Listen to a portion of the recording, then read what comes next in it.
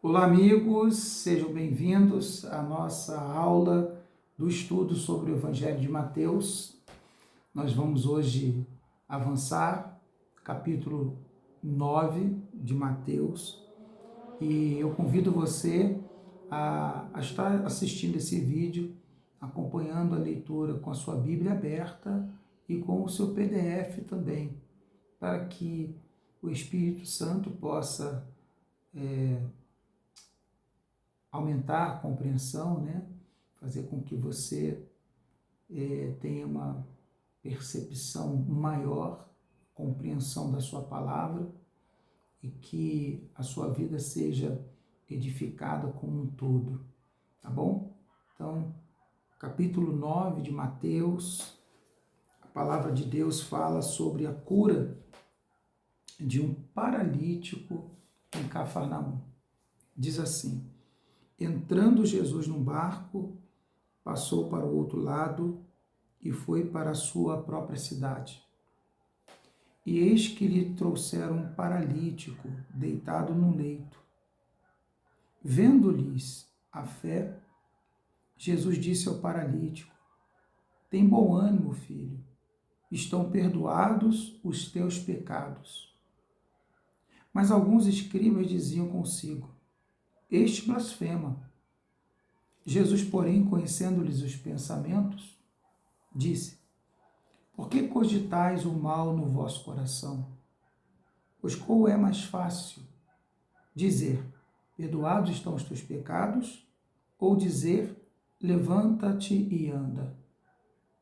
Ora, para que saibas, ou que saibais que o Filho do Homem tem sobre a terra autoridade para perdoar pecados, disse então ao paralítico: levanta-te, toma o teu leito e vai para a tua casa.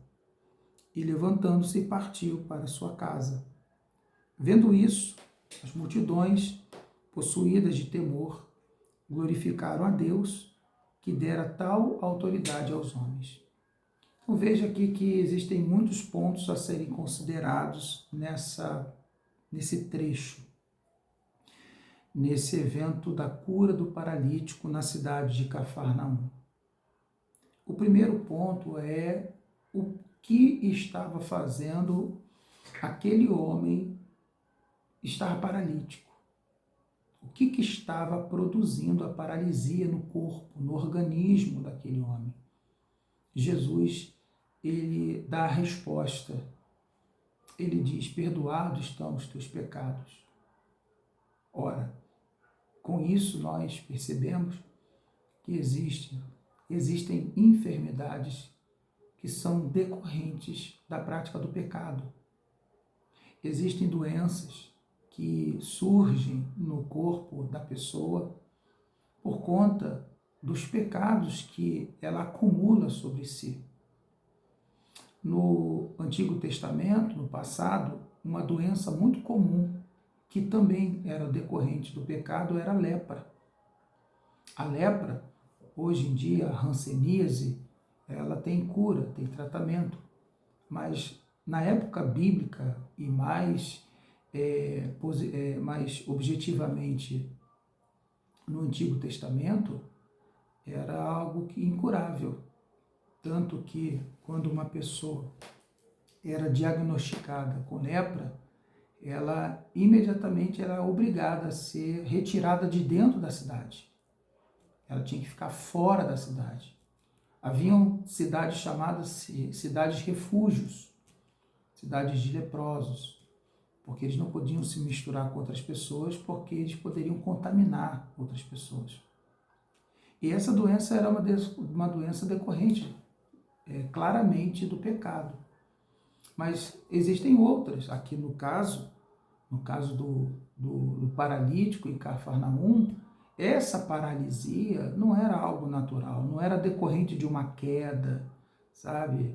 Não era decorrente de uma fratura na medula, né? Cervical, na coluna cervical, mas era decorrente de algum pecado. Qual pecado? Não diz, Jesus não aponta qual é, mas Jesus diz: perdoados estão todos os seus pecados.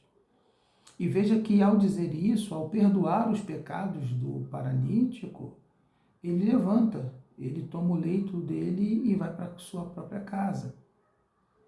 O que mostra que existe um caminho também para a cura, o perdão dos pecados. E para que o perdão dos pecados ele aconteça, existe um processo, que é o da confissão, o arrependimento e o abandono. Esses três requisitos, eles são indispensáveis para que o perdão aconteça, para que o perdão de Jesus nos alcance. É imprescindível que nós venhamos atender esses três requisitos. Primeiro deles, confissão.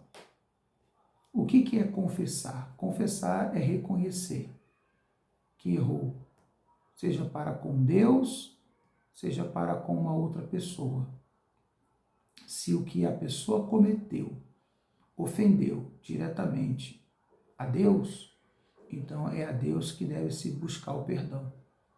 Se o que a pessoa cometeu prejudicou ao outro, então, além de pedir perdão a Deus, é necessário também pedir o perdão para o outro.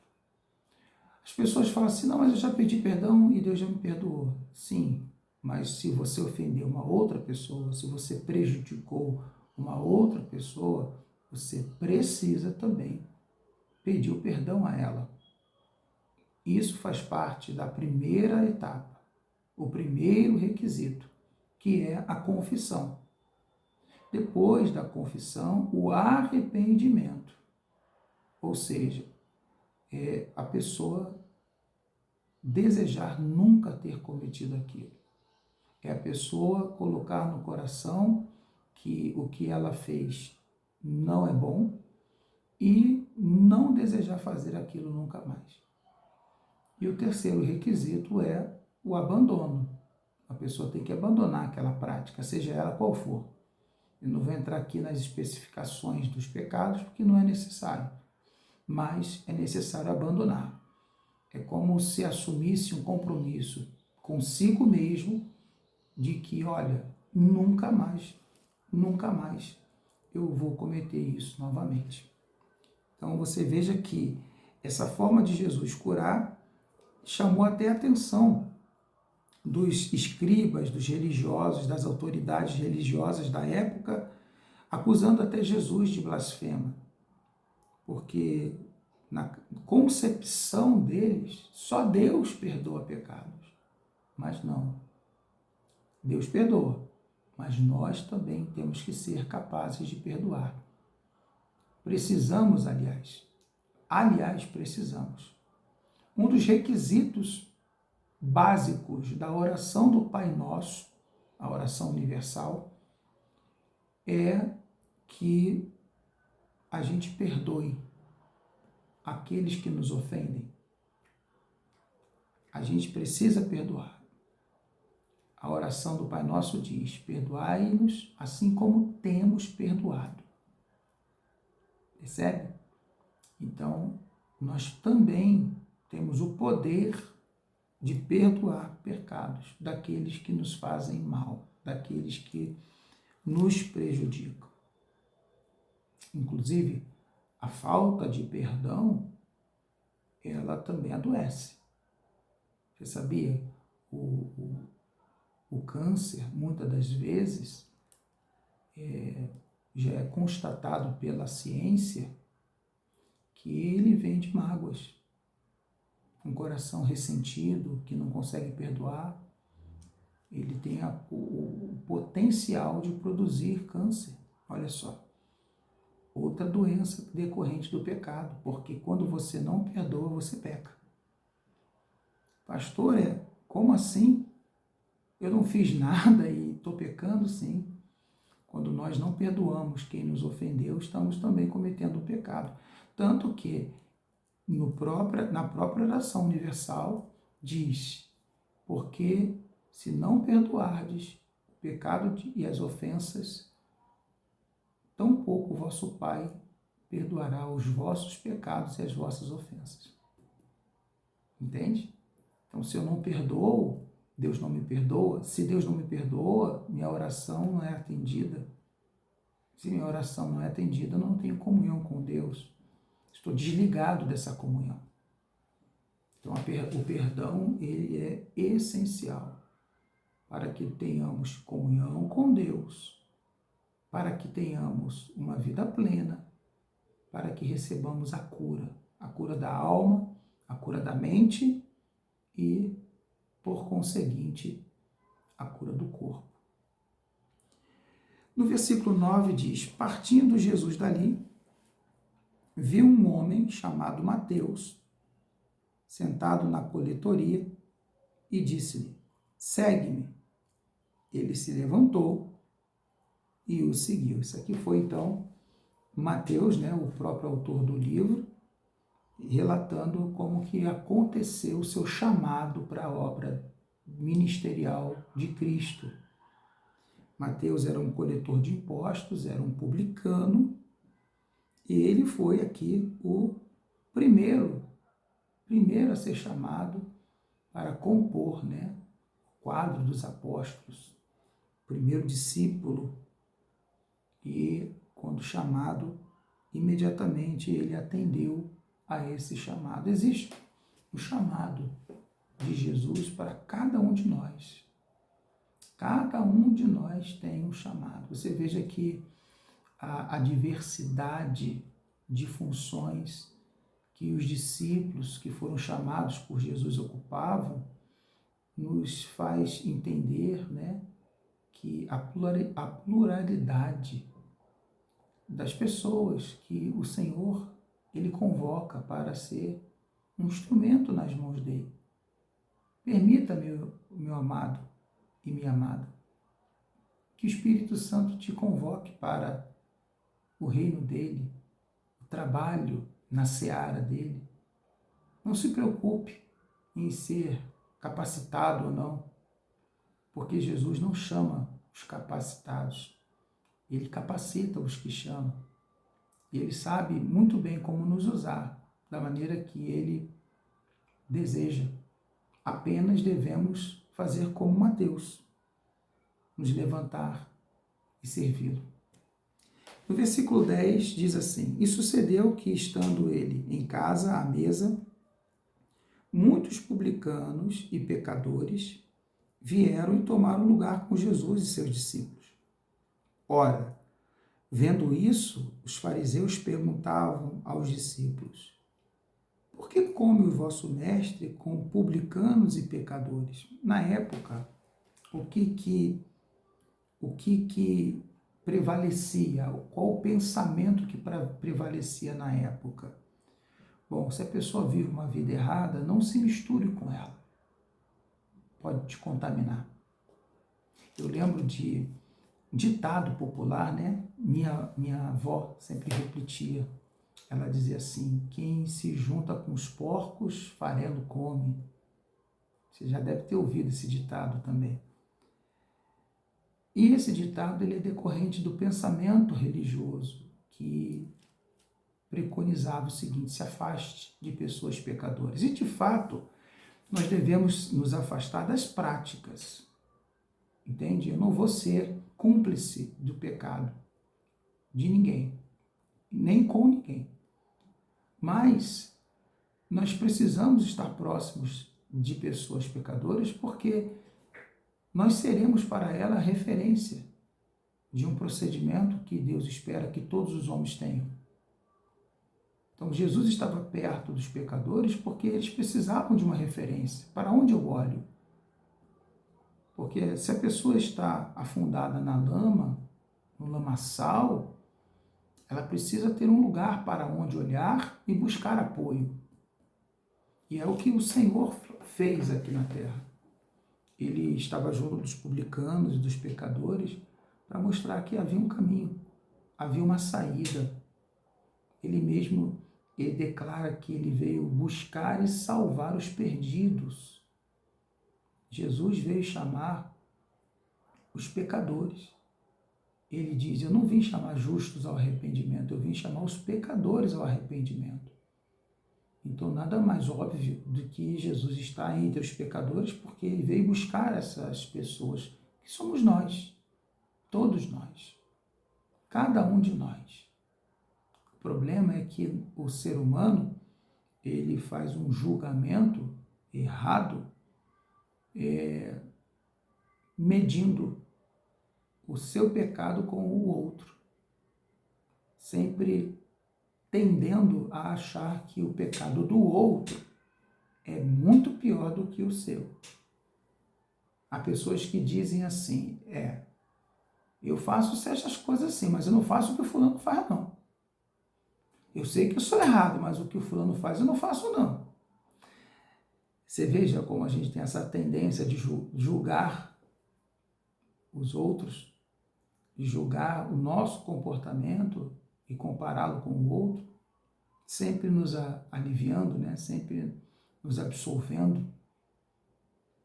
Mas Jesus não, Jesus veio buscar a todos os pecadores. Os religiosos não compreendiam isso e se revoltavam com Jesus, porque Jesus estava ali transgredindo os ensinamentos dele.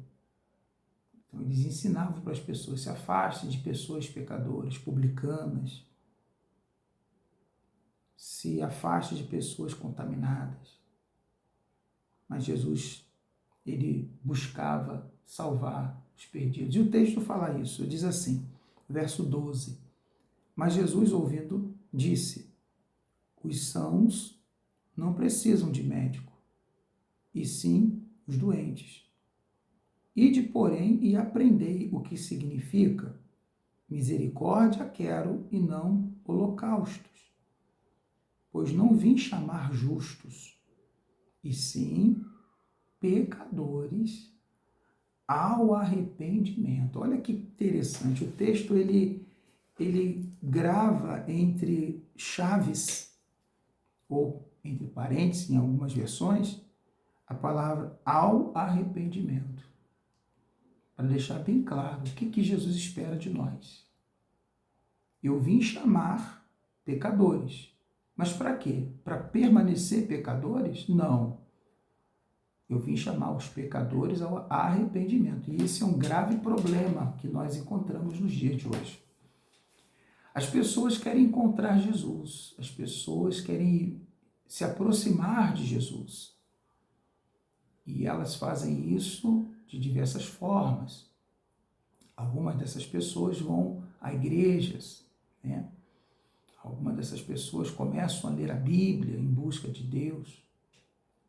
Mas o que elas não entendem é que, embora Jesus receba os pecadores, ele tem como objetivo chamar esses pecadores a uma mudança, ao arrependimento.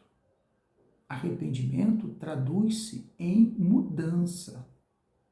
Não há como Jesus me chamar e eu permanecer na prática dos meus pecados.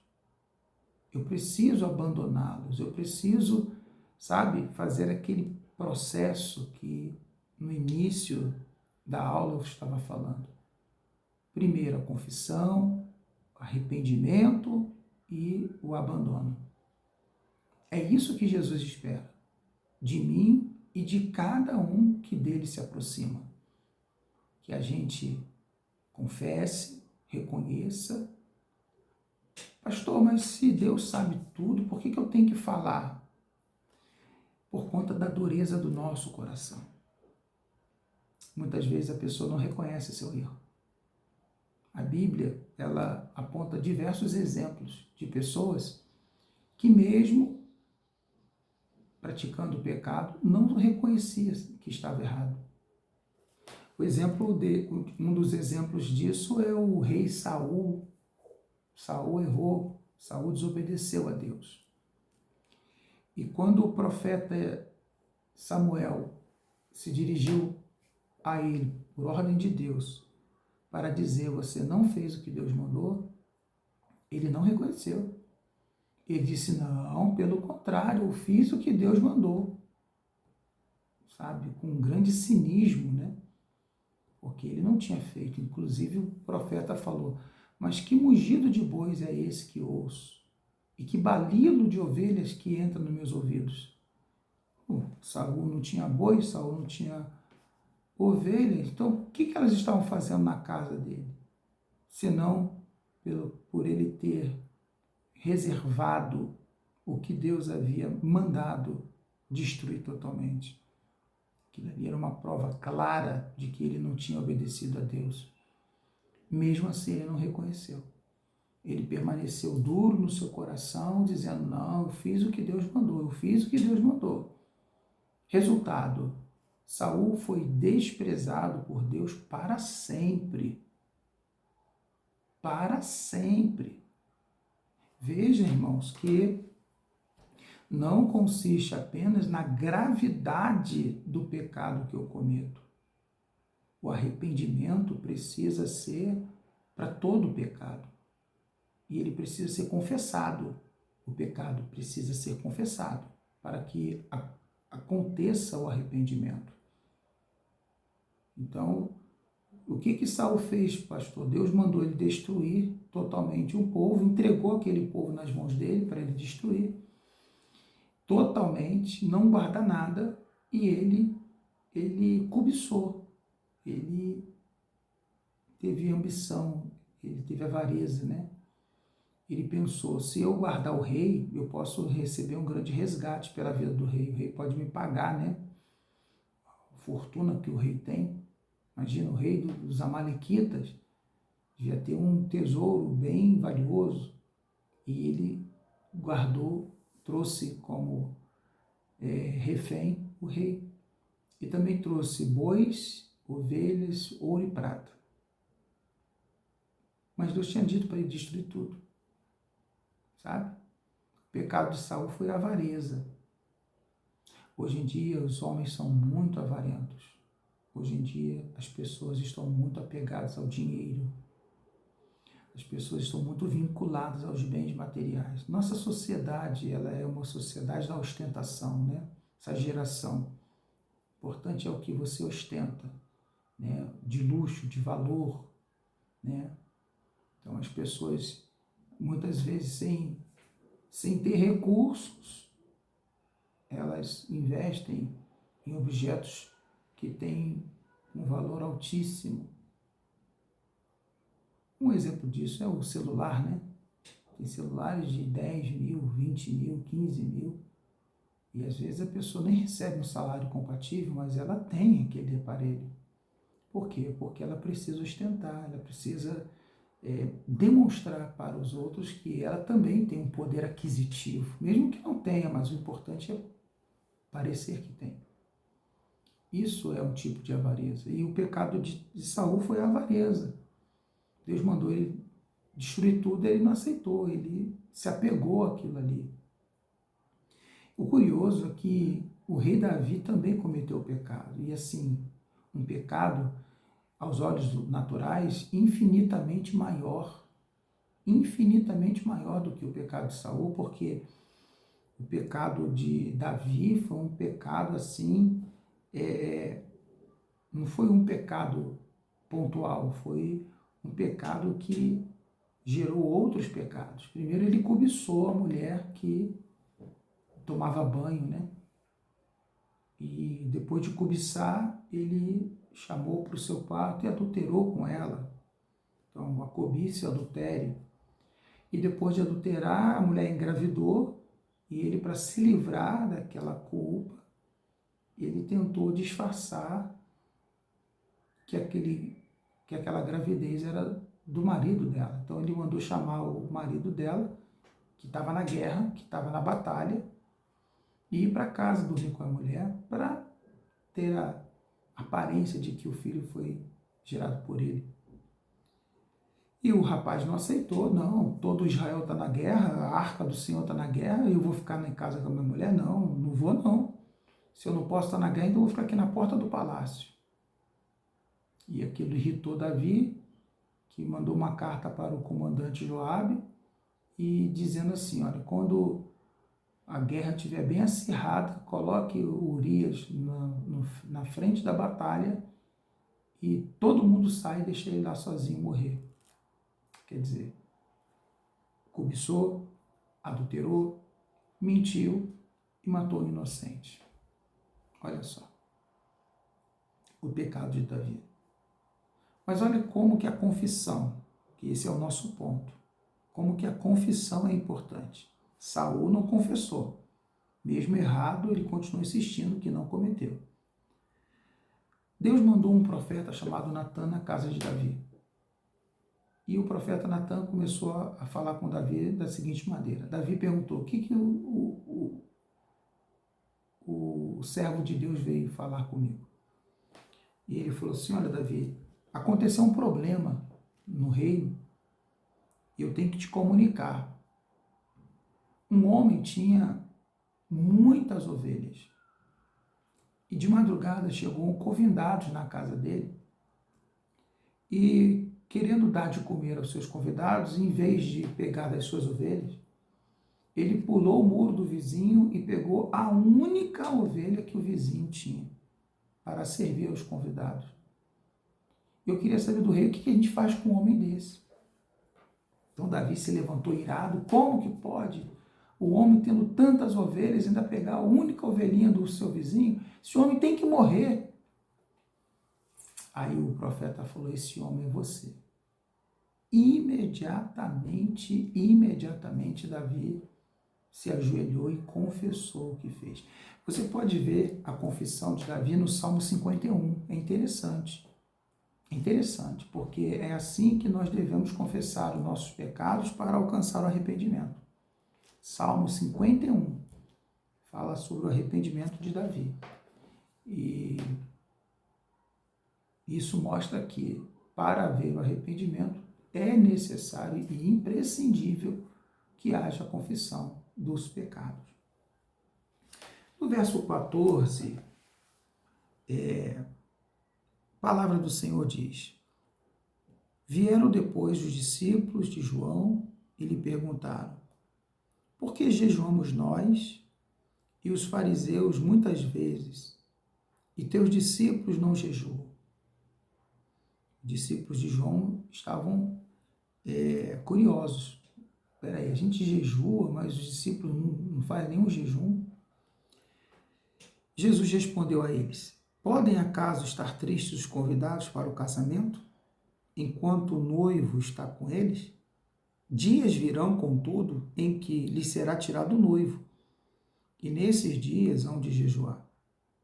Ninguém põe remendo de pano novo em vestes velhas, porque o remendo tira parte da veste, e fica maior a rotura. Nem se põe vinho novo em odres velhos. Do contrário, rompem-se os odres, derrama-se o vinho, e os odres se perdem. Mas se põe vinho novo em odres novos, e ambos se conservam. O que Jesus quis dizer com essas palavras? Bom,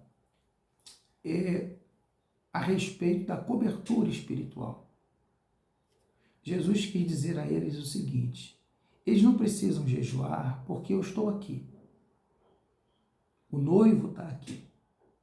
Enquanto o noivo está aqui, o noivo, pessoalmente, ele oferece uma cobertura espiritual. Ele traz essa cobertura espiritual. Porque o jejum tem o objetivo de quê? De trazer um revestimento espiritual, uma fortaleza espiritual. O jejum enfraquece a cobiça da carne, as concupiscências da carne e fortalece o espírito para obedecer a Deus. Quando a gente não jejua, nossa carne, as concupiscências, os desejos carnais, eles são mais fortes do que a motivação de se obedecer a Deus. Então, o jejum é para que haja esse equilíbrio espiritual, para que se forme uma cobertura espiritual sobre o cristão.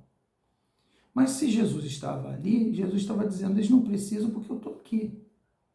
Quando eu for tirado deles, aí sim, eles vão ter que jejuar, porque eles vão precisar se revestir dessa cobertura espiritual.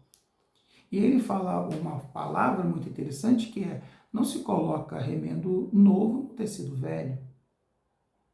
Ou seja, eu não posso colocar uma prática dentro de um contexto antigo, uma prática nova num contexto antigo.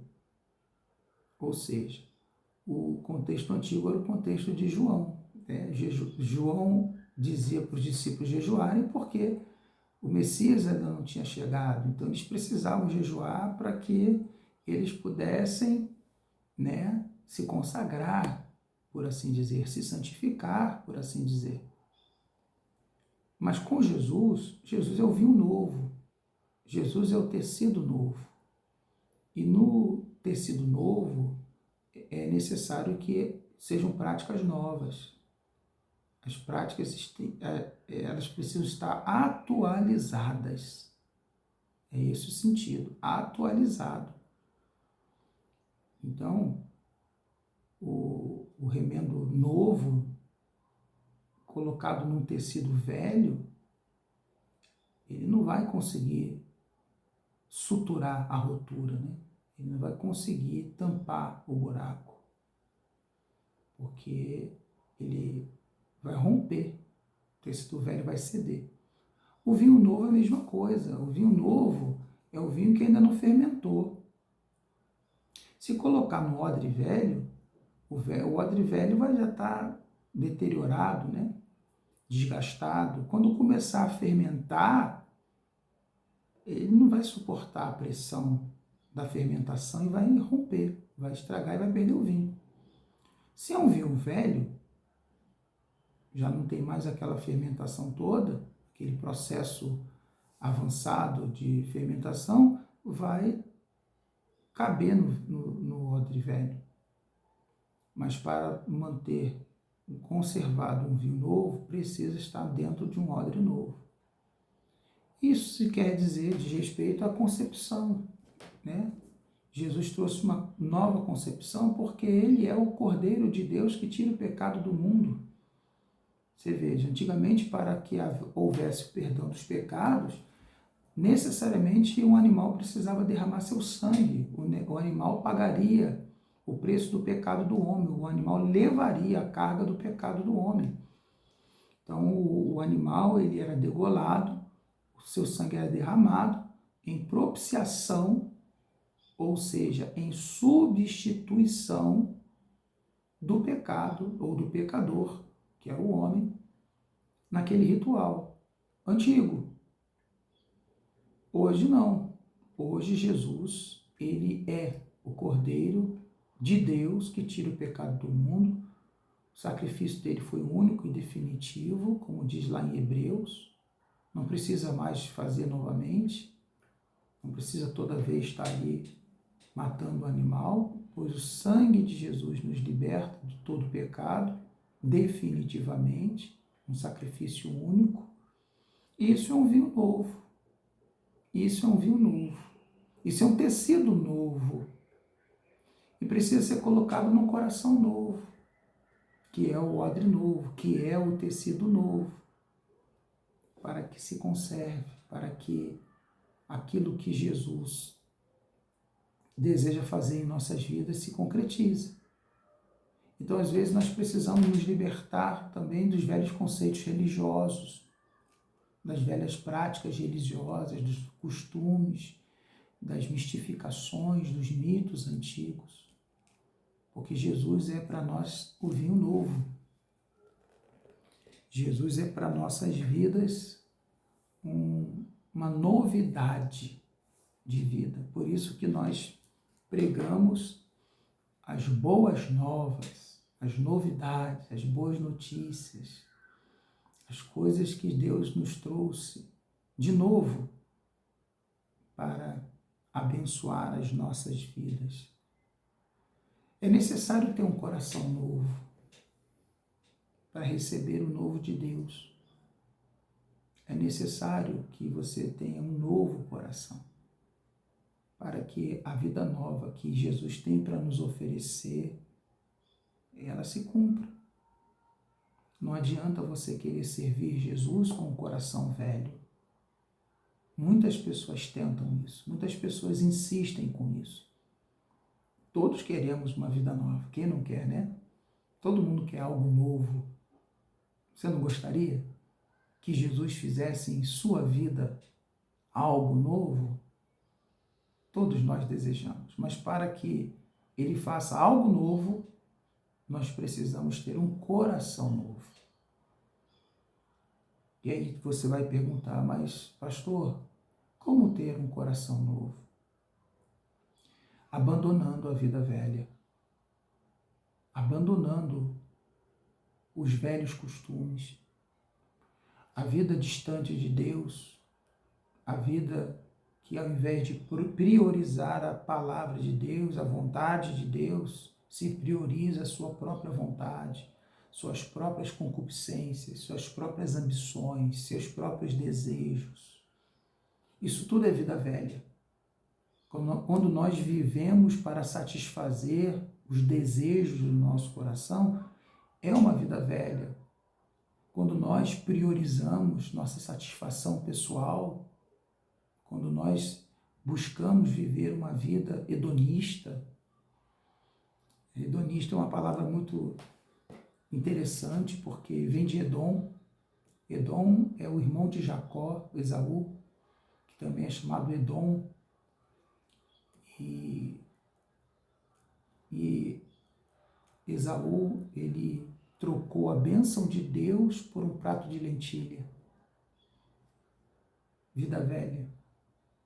Muitas pessoas trocam a comunhão com Jesus pela vida no mundo, trocam Jesus pelos prazeres, trocam Jesus pelas satisfações carnais.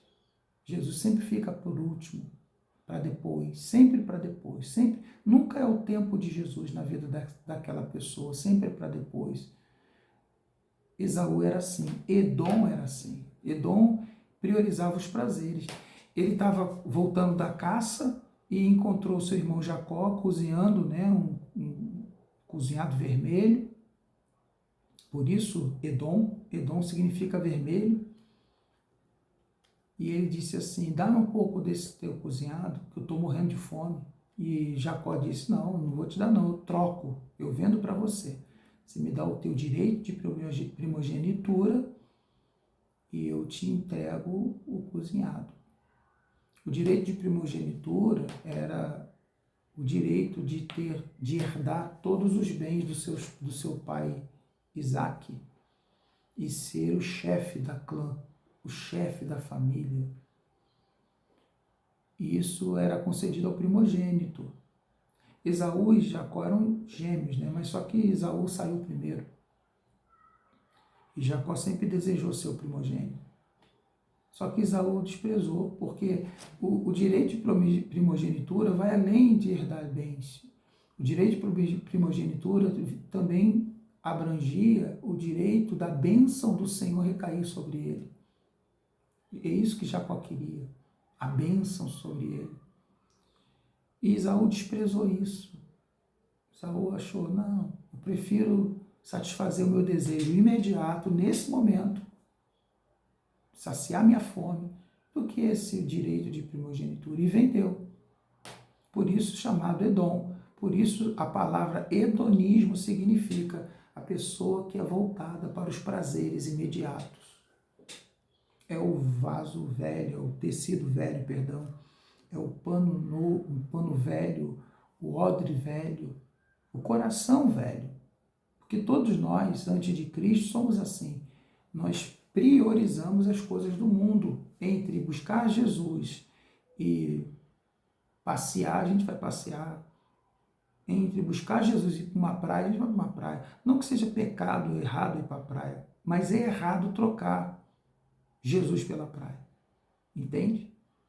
Ir à praia mesmo não tem problema nenhum. Ir passear não tem problema nenhum. Aliás, é até indicado, prescrito para a sua saúde física e mental.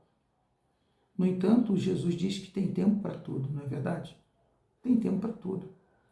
O que eu não posso é trocar o tempo que eu tenho para Deus para satisfazer os desejos do meu coração. Isso é um odre velho, isso é um coração velho. Então eu preciso trocar o meu coração velho por um coração novo, para que eu possa receber o novo de Deus. Essa palavra de Jesus aqui, ela é maravilhosa, ela é magnífica, ela nos ensina muita coisa. Deus quer fazer algo novo na sua vida, você pode crer nisso? Deus quer fazer algo novo na sua família, no seu casamento, na sua saúde, nas suas finanças, na sua vida conjugal, sentimental, em todas as áreas, espiritual principalmente. Mas você precisa estar preparado, você precisa ter um coração novo. E como que é um coração novo, pastor André? Um coração novo é aquele que prioriza as coisas espirituais. Um coração novo é um coração como o de Jacó, que ansiava ardentemente pelas coisas espirituais, pela bênção da primogenitura. A bênção da primogenitura é a bênção de Jesus, porque Jesus é o primogênito de Deus. Ele era o unigênito, mas Deus o ofereceu em sacrifício para que ele nos tornasse também filhos de Deus, e aí então ele se tornou o primogênito. De unigênito a primogênito, porque nós também somos e recebemos o poder de ser filhos de Deus, mas com esse novo coração, com esse coração que prioriza o reino dos céus, um coração que compreende que nós não somos desse mundo, nosso lar não é aqui, nós estamos aqui nesse mundo apenas de passagem, nossa morada é com Cristo. E tudo que temos e possuímos e vivemos aqui é momentâneo. É só por um breve tempo. Porque o que é nosso mesmo são as coisas do alto, são as coisas espirituais, são as coisas celestiais. O capítulo 9 é um capítulo muito grande e não seria nem um pouco útil e produtivo se eu passasse rápido por essas passagens. Então, nós vamos dar uma pausa aqui, né? No versículo 17. Na nossa próxima aula, nós continuaremos do versículo 18 até o versículo 38. Tá bom? Que Deus, Ele possa abençoar a sua vida através desse estudo, que sua vida seja edificada através da graça do Senhor Jesus Cristo. E na próxima semana, nossa próxima aula, nos encontraremos novamente para dar sequência a esse estudo maravilhoso da Santa Palavra de Deus, que produz vida dentro dos nossos corações. Que Deus abençoe a sua vida, a sua família e até o nosso próximo encontro.